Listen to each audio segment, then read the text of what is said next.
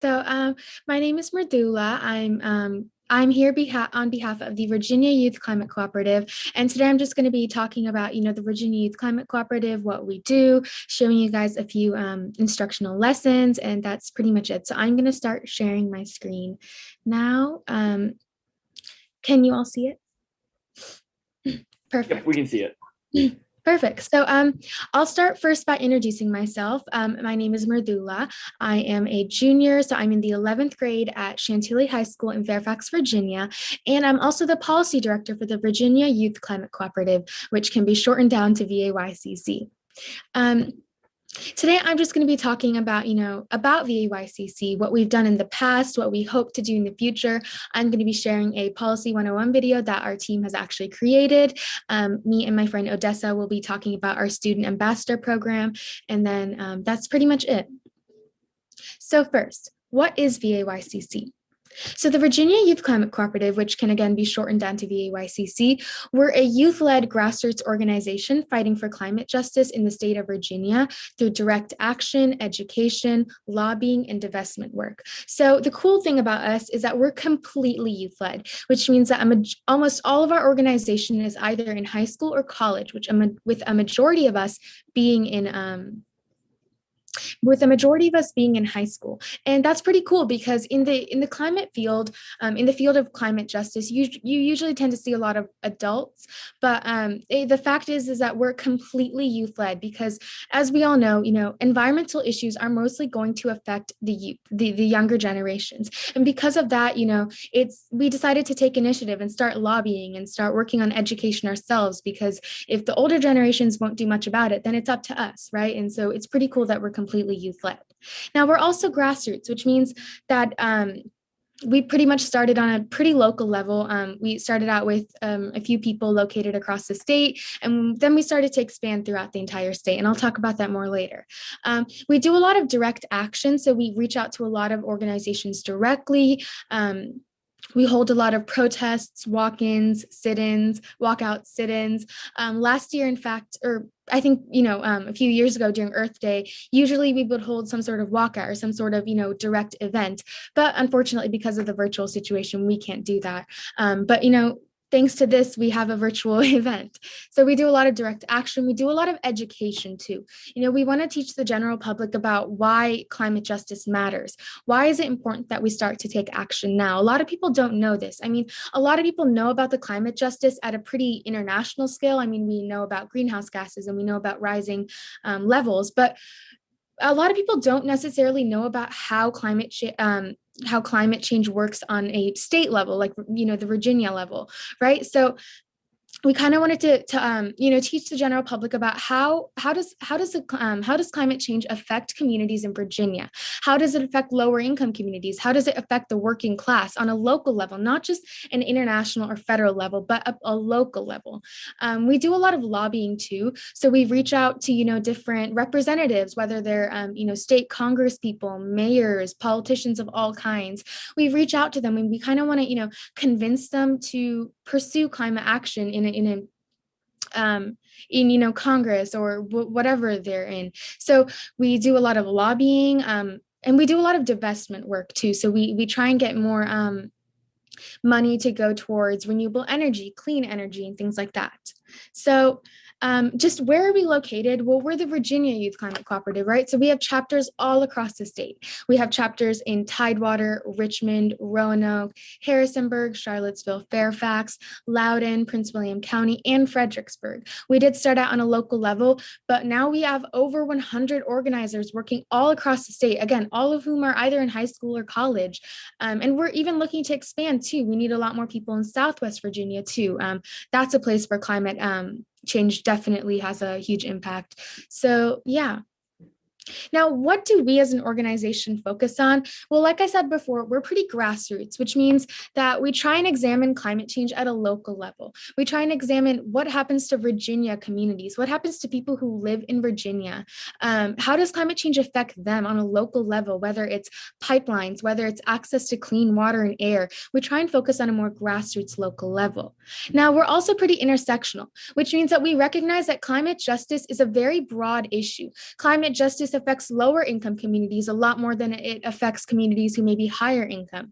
Lower income communities of color may have a lot less resources to combat climate change. And that's why we recognize the fact that, we need to start putting a lot of attention on these communities too, because, while climate change is happening, they're the ones who's going to be hit the most. We need to, place a lot of emphasis on protecting them. We're, again, completely youth-led. So all of us are in high school and college. We're pro-climate justice. We're pro-workers too, because there are a lot of people who work in the fossil fuel industry, right? There are a lot of people who have jobs in mining coals and in building pipelines. And we recognize the fact that if we're going to be against fossil fuels and we're going to be against pipelines, what about the people who have these jobs? I mean, are they just going to lose their jobs? No, we're trying to make sure that we support the workers. They're also going to be affected by climate change too. And so we're trying to say, well, when we transition from fossil fuels over to renewable energy, we want to still make sure that these workers still have jobs and that they're not being left out. We're also pro-science. We do have a science research sector in our organization that focuses a lot on the scientific aspects of climate justice.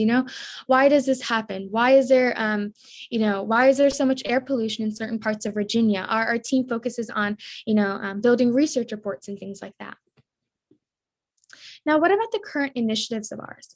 Well, one initiative we have is the Environmental Racism Initiative. And so we're confronting issues of environmental racism from a humanitarian perspective. So like I said before, certain groups of people are going to be more affected by climate change. And that's just because they have less resources to combat climate change. For example, if a pipeline is being built through a lower income neighborhood with a lot of poor people, then they're not going to have as many resources to combat the effects of climate change, right?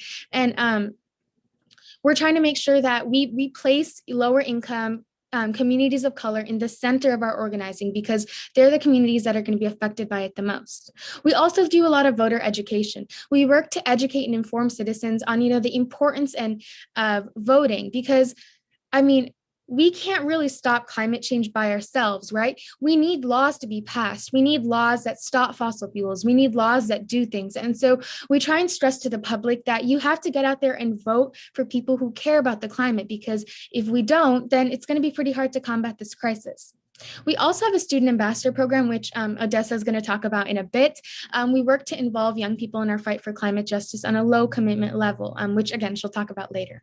And we also have a Policy 101 initiative. And so our policy team, which I lead, we kind of develop scripts and we record IGTV and YouTube videos, and we try and educate the youth on the intricacies of how Virginia policy, the government, and the law works, because it works very differently when you compare it to other, federal government or, the national government. And so we try and teach them, this is how the government in Virginia works, and this is how we try and get environmental bills passed. Now, what do we want to do in the future? What does Vaycc want to accomplish? Well, we have a list of demands on our website. Our website is vaycc.org. And so we have a list of 17 demands. Now, these demands, it'd be impossible to go over them in this time, but a few of our demands include decreasing oil consumption, decreasing natural gas consumption, clean transportation. And so basically, we use these demands as an organization to tell politicians, to tell the public, this is what we believe is important. In order to combat climate change, this is what we have to do. And we demand that this happens. This has to happen. And if you want to check out all 17 of those demands, go on our website and look them up. They're pretty cool. And our policy team, along with other teams in our organization, works on creating these demands. We also have a Vaycc pledge. So like I said before, a lot of what our organization does is reaching out to politicians, right? And especially people who are running for a position in politics. We reach out to them and we ask them if they want to sign our pledge. And we have about 16 statements on our pledge, just like our demands, basically. And, if a person who's running for office signs our pledge, or a person in office signs our pledge, then they're basically telling us that they're committed to climate justice and that they're going to uphold all of our demands and all of the things that we want to happen, right? Now, you may be wondering, well, why do we have a pledge? Well, the reason why we have a pledge, again, has a lot to do with voting, right? We had that whole voter education thing I talked about just now. Well, we want the general public of Virginia to know that these are the people who support climate justice. These are the people who want to combat climate change. And the reason why we have our pledge is to kind of uphold them and lift them up and say, these are people you should be voting for because they support the environment and they want to help the environment. And so that's one of the main reasons why we have our pledge. We have a number of candidates who've already signed them all across the state, and that's pretty cool. And if you want to know who they are, go check out our website. Now, as I said before, we do have a Policy 101 video series. And today I'm just going to show you one of them. This video is going to be about how a bill becomes a law, but specifically in the Virginia government, because the Virginia government, again, functions very differently.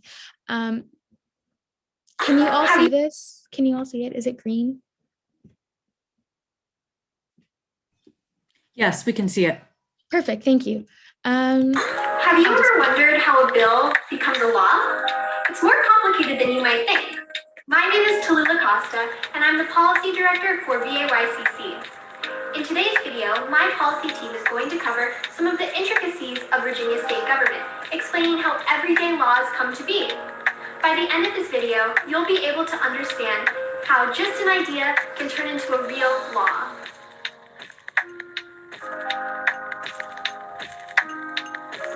Every new bill begins with an idea.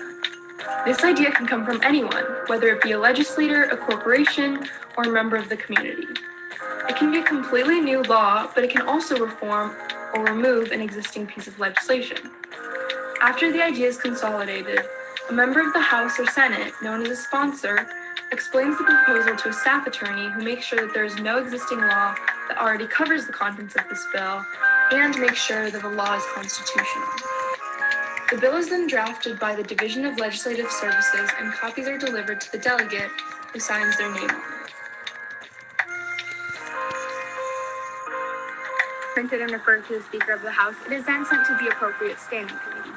So a standing committee is one that has specialized knowledge in a certain field or area. So for example, the Agricultural Standing Committee has specialized knowledge and focuses on agriculture. So after the standing committee discusses and votes on the bill, it is then sent to either the House or the Senate, whichever chamber first proposed it. Now, in that specific chamber, the bill goes through 3 different readings. So in the first reading, the bill is printed in the calendar or the chamber clerk reads it out loud. The next day, the bill is in that specific chamber's calendar. Then it moves on to the second reading. In the second reading, the chamber clerk reads the title out loud and amendments are allowed to be proposed. The bill is then explained by its patron, the creator, and questions are answered. Senators or delegates then vote by voice to engross the bill and pass it on to its third reading. Now, in the third reading, the bill appears in the chamber calendar, the clerk reads it by its title, and sends it to the other chamber by recorded vote.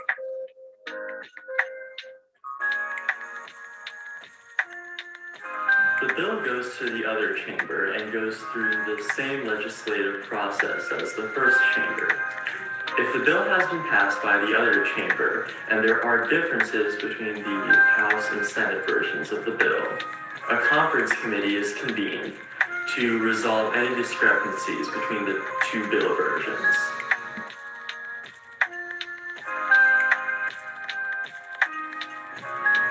Once the bill passes in both the House and the Senate, it must be approved by the governor.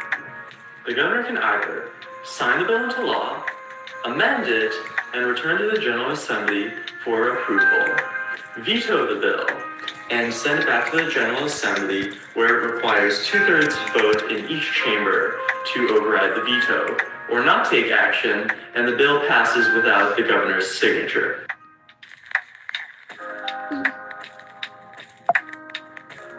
Now you know how a bill becomes a law in the Virginia General Assembly. But why is this important? It's critical we remain engaged citizens, especially in today's political climate. Part of being an engaged citizen is understanding the process of your government. We hope this video helped you do just that. Interested in learning more about government, public policy, and law? Stay tuned for more Policy 101 videos. In the meantime, you can follow us on Instagram and Twitter, check out our website and YouTube channel, all linked in our bio. Thanks so much for watching.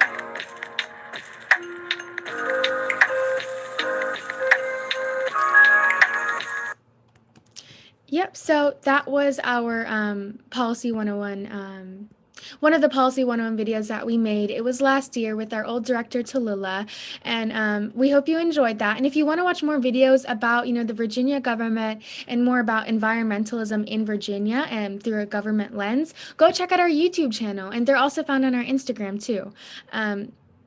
So now I'll just move on. So again, our YouTube channel, which I think you can find if you search up the Virginia Youth Climate Cooperative or just VAYCC. If you search that up, we have a ton of videos with so many different topics, information about climate, environmental policies, environmental racism, so many things. So go check that out soon. Next, Odessa here is going to be talking about our Student Ambassador Program, so I'll just hand it over to her. Thank you so much, Madula. Hi, everyone. My name is Odessa Hott. I am the Student Ambassador Program Director for VAYCC. The Student Ambassador Program is a branch of VAYCC facilitated by myself and a team of Student Ambassador coordinators who basically stand in as assistants to our ambassadors to make sure that they have everything they need and to provide as mentors. So our goal is to mobilize youth who are passionate about the environment while making participation accessible for those who have limited time, but still want to learn, create community, and make an impact. And we accept people located in Virginia from middle school age to college age, so quite a wide range, but we want to make sure that we're including as many people as possible. So we only require ambassadors to dedicate 1 hour minimum to the program a month, but they can dedicate as much time as they have or want to. We give a range of actions, including signing petitions, sharing our organization's posts on climate information on social media to get the word out there, talking with friends. We encourage that a lot, to have discussions with the people in your life, attending VYCC hosted events. We have quite a few of those, and joining committees or initiatives. And we encourage our ambassadors to also present their own ideas for actions. So in the past, we have had ambassador-led initiatives, one of which was last year's voter education project. And that happened right before the 2020 presidential election, to give people some education about how the election process works. And so the ambassador that started that initiative is now the chapter lead for our Richmond team. So we really encourage leadership and provide as many opportunities for leadership for our ambassadors as possible. And we really emphasize that. And we want to create as many opportunities for them to collaborate with others as well as taking on leadership roles. So as Madula mentioned earlier, we're also revamping our environmental racism initiative. We started that back in the summer of last year, but we're really trying to get that to take off more now, and we'll be including student ambassadors in that on a much larger scale. So this program is great for networking as well. As an organization, we have lots of contacts, whether political, academic, etc. And we want to make sure that our contacts are accessible to everyone within the organization as needed. So speaking of network connections, we had a Climate 101 event during this month that basically provided an overview of what climate change is. And so at that event, we had Lee Williams, who is the co-chair for Green New Deal Virginia. She came to speak and talk about that organization and what they do. And we also had Dr. Mary Finley Brooke, who is a geography and environmental professor at the University of Virginia. So those two people are now contacts for our organization and are accessible to ambassadors as needed. We also have 2 to 3 events during each month, one of which is a happy hour that basically serves as a casual opportunity for ambassadors to come together and just get to know each other. We play some games over Zoom. And so we really emphasize community building as well, because we recognize how important that is, especially in advocacy groups.